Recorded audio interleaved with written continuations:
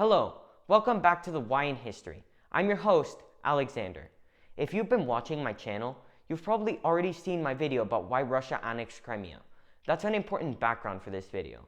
Now, if Russia already had Crimea, why did it invade Ukraine like the rest of it? In early 2021, Russia started building up troops along its border with Ukraine, sparking fears of a potential invasion. And in January 2022, Russian troops started participating in various military exercises in neighboring Belarus, a close ally of Russia. Throughout the buildup, Russia repeatedly denied accusations that it was planning to invade. But on February 21st, 2022, Vladimir Putin, the president of Russia, announced Russia now recognized the sovereignty of the Donetsk and Luhansk People's Republics, and just 3 days later, declared a special military operation in eastern Ukraine.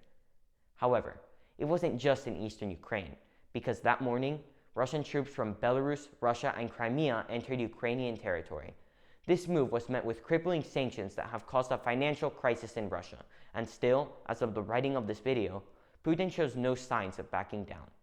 Now, we can talk about the war all day, but it's more important to understand why it's happening and what Russia wants. Before the invasion, Putin made claims that the Ukrainian government was committing genocide against Russian speakers. These claims, along with him saying that those in the Ukrainian government were far-right extremists, have been described as baseless by most of the international community. Putin also suggested Ukraine did not have the right to exist. Before the invasion, Russia had wanted NATO to sign a legally binding agreement saying that Ukraine would never be a part of NATO.